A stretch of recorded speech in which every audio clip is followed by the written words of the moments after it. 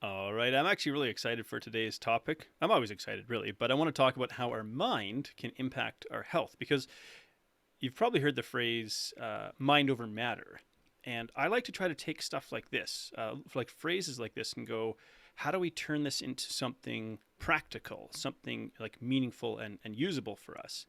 And what research shows is that the way that we actually think about our health can change our health outcomes. So that to me is really fascinating. That literally the way that we think about this can influence our health outcomes. And so really, what I want to show you by the end of what I share here is how you can specifically use mindset to improve like the health outcomes you're pursuing. So if we think about mindset, probably a simple definition would be something like it's a way of thinking about something.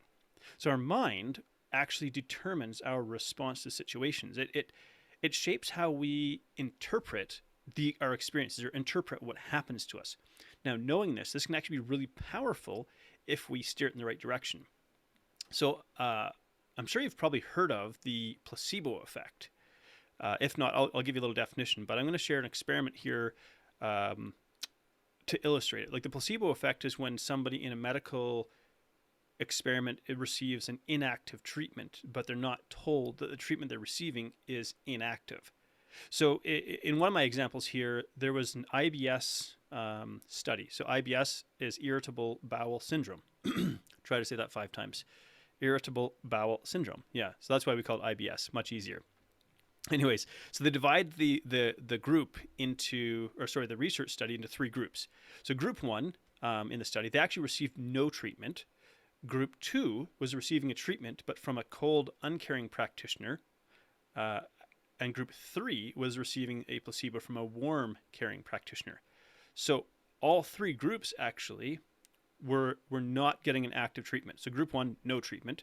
Group two, a placebo from an uncaring practitioner, a cold, emotionless practitioner. Group three, getting a treatment from a warm, caring practitioner. So group one actually improved 28%. Their symptoms improved by 28% just by being in the study. Now, isn't that amazing to think about? They're not even receiving a treatment, but just being in the study, symptoms improved 28%. The people who got a treatment from the cold, uncaring practitioner saw their symptoms improve by 44%. They're literally receiving a sugar pill from a cold, uncaring practitioner, but being in the study, their symptoms of IBS improved by 44%. And those who got it from a warm, like empathetic, thoughtful practitioner saw their symptoms improve by 62%.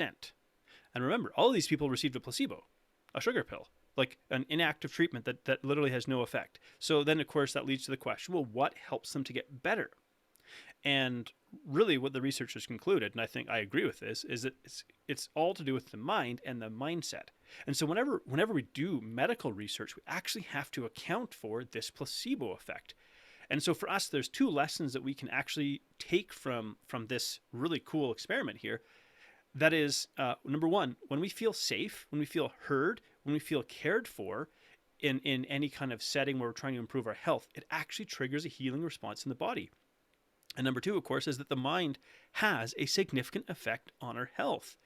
And very often we don't talk about that enough. So I want to share with you another study here, which is really interesting. So this was a study of children with ADHD, and they split again this into 3 groups. So group one, ADHD is attention deficit hyperactive disorder, I believe. I probably have a touch of that. Group one, they got a standard dose of medication. Group two got half the standard dose of the medication, and group three got half the standard dose of the medication plus a placebo.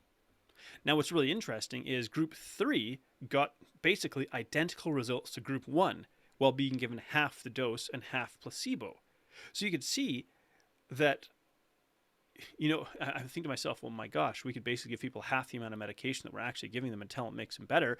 But you can see the power of our mind when you realize that you can be given half the dose of medication and have almost the same effectiveness because of the power of the mind. Now, there's something I think that's important to acknowledge here too, though, and that is that this is a two-way street. So it's pretty exciting to think about. Okay, here's how here's how the mind can positively impact my health. But it's actually a two-way street, because the mind can also negatively impact our health. And so we just want to keep that in the back of our mind as well when we start to think about mindset. So when we think about something like stress, generally speaking, we'll think, well, less stress equals more capacity for healing and growth and so on. But actually, it's our belief about stress that has the most significant impact on us. So, like, some stress in life is purely unavoidable. But what we've discovered, though, is that if we, excuse me, if we believe that stress is a positive thing, we become more resilient to its effects.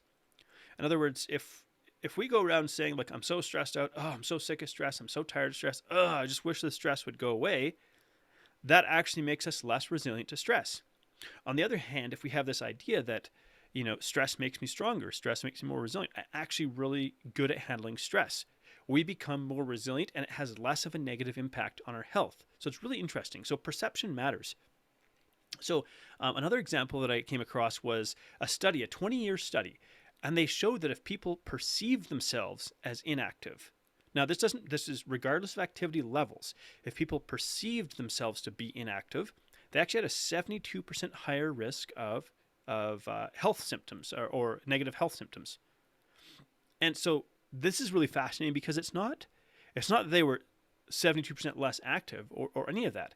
It was that if they thought themselves, regardless of what activity they were doing, if they thought of themselves as inactive people, they had a higher risk of mortality and health complications. That's really fascinating, because what that shows us is that the mind, or our mindset, can magnify the benefits of exercise regardless of what we're doing. So even if we think, I'm not doing a whole lot, it's like, the more that we think positively about the activity that we're doing, we actually see some greater benefits from it over the long term.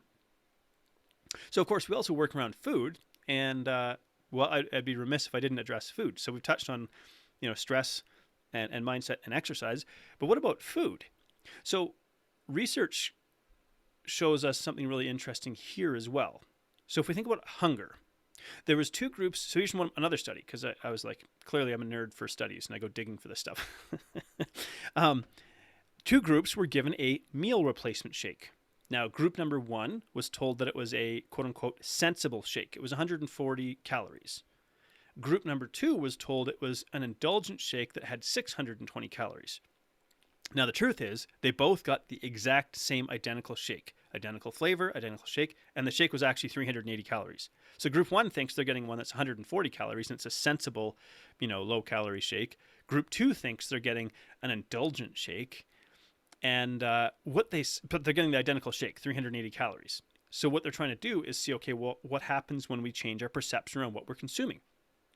Well, the people that thought they were consuming the indulgent shake, they actually saw a big decline in a hormone called ghrelin. Ghrelin sounds like gremlin, and that's how I remember it, like little hunger gremlins. Ghrelin is a hunger hormone. It signals to us to be hungry.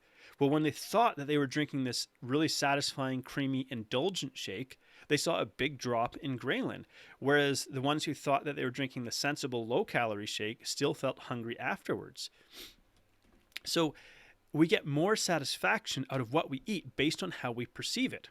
So some restaurants, they looked at restaurants doing this as well, and they found that when they used language to describe their vegetables in more appealing terms, they saw a 41% increase in vegetable consumption. So if they use language like rich and caramelized and slow roasted and herb crusted and so on, that made it feel like you're eating something indulgent, they saw a big increase in vegetable consumption versus trying to say, eat these vegetables because they're healthy and good for you. And so what's really interesting is when we have this mindset of indulgence and enjoying what we eat, we get much more satisfaction. If we feel like we're eating something because we have to, because it's healthy, and we have the idea that, like, I have to deprive myself, in order to be healthy, we end up with less satisfaction and worse cravings and so on. So then what we're really seeing here is that, like, mindset isn't just sort of it's not just like a think positive idea, right? Because there's such a thing as well, I almost don't want to use the term, but anyways, there's such a thing as toxic positivity, where we try to gloss over things that are not necessarily positive with positivity to try to make the uncomfortable feeling go away. And that's not really what we're looking at here when we're talking about positivity. You know, but when our mindset's actually pretty specific versus vague, like everything's going to be okay, is a really vague thought, like a really vague idea. But when we get specific, so it's like, let's say you have a job where you can move around, and you say that my work is good exercise because I have an active job. You get actually some exercise benefits or a response in your body as though you're doing more exercise. If you have the thought that stress helps me get stronger, you become more resilient to stress. If you have the thought that my doctor really cares about me, there's a better response to treatment. So that's why I shared like these different examples of studies that were carried out to show us how specifically mindset can really positively affect us in a number of different areas. So what we see here ultimately is, if we find ourselves thinking in negative terms, there's a negative impact on our health. If we think about, healthy versus tasty, we feel like we're getting deprived. So then why do we want a healthier mindset? What are some of the benefits that come from that? Longer life, less overall stress, more resilience to stress, lower risk of depression, slows down the aging process. Like there's so many awesome benefits that come with having a healthier mindset. So then to get to the practical, how could we actually practice building a healthier mindset? And this isn't to say you have to do all of these things, but I'm going to share with you 6 ways that you could change your thinking to be healthier. And really, I think I would say listen to each one of these and maybe just pick one of them that you might like to try and see how it works for you. Because I really encourage having kind of a curious experimental mindset to these sorts of things. So number 1, I would call it pick up a pen. So I don't know if you've ever done any like journaling or brain dumps or something like that.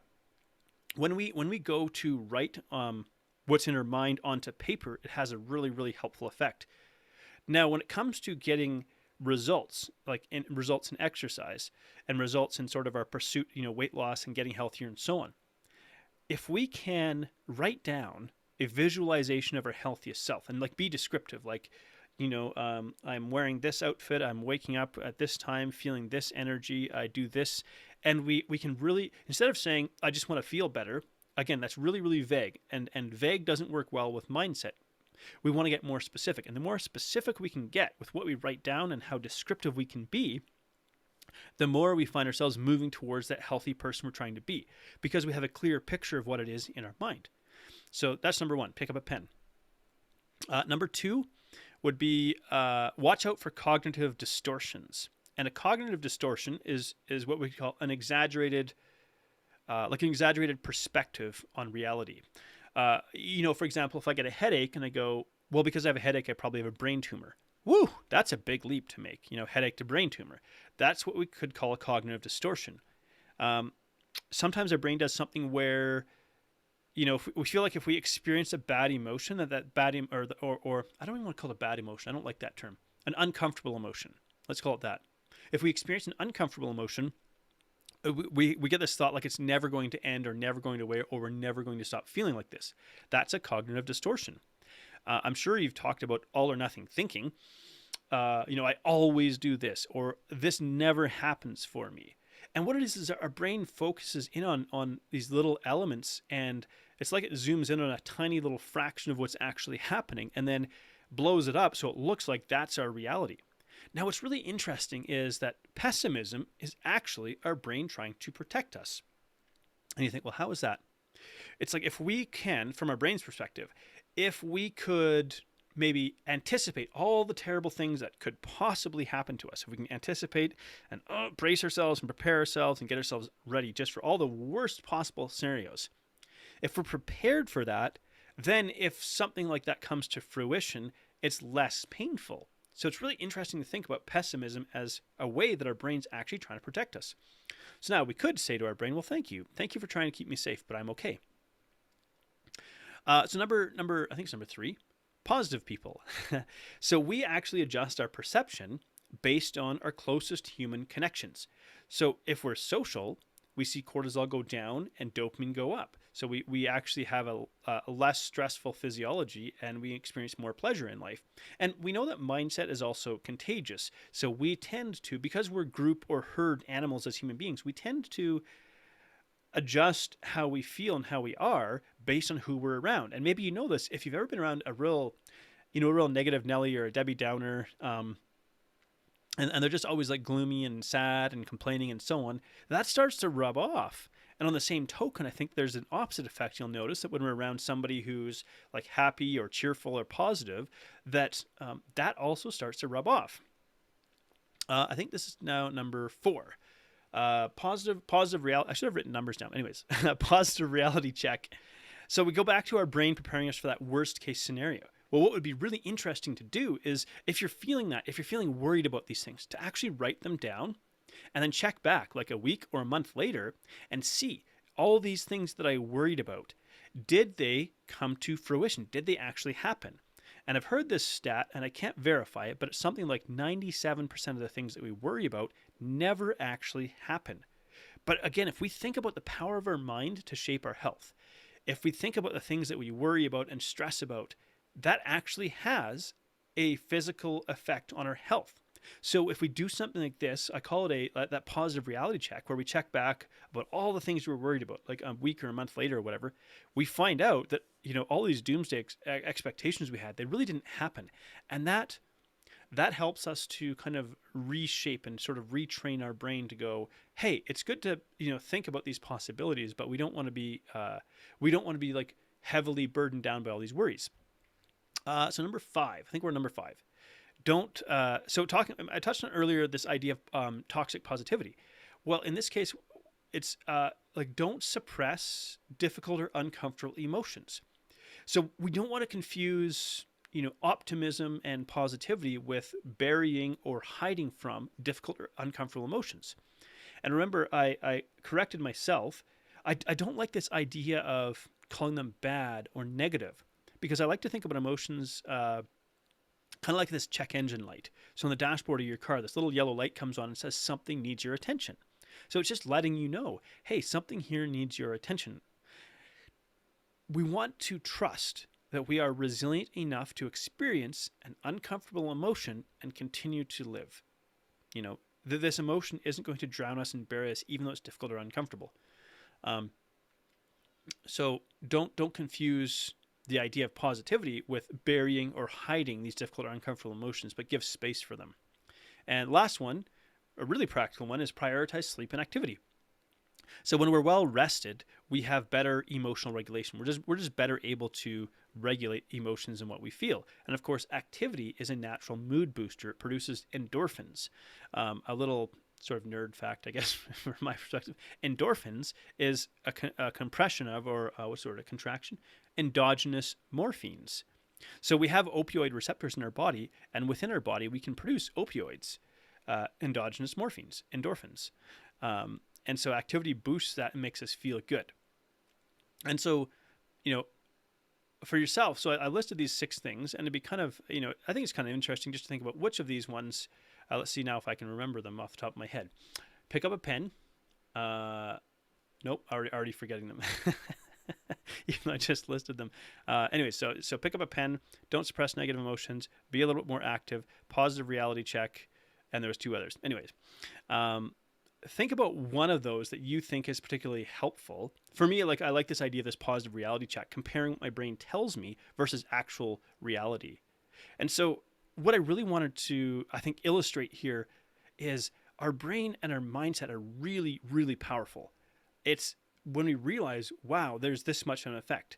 This doesn't mean that we don't do things in the physical world. Like, we still need to do activity. We still need to eat healthy food. But when we bring the mindset piece into this, what we do is we multiply the effect. So our efforts become much more effective when we include or remember the mindset piece of the puzzle. So anyways, hopefully you found that helpful today. And of course, I'd love to hear from you in the comments of the chat after the fact, what you found most helpful and what's one that you would like to try.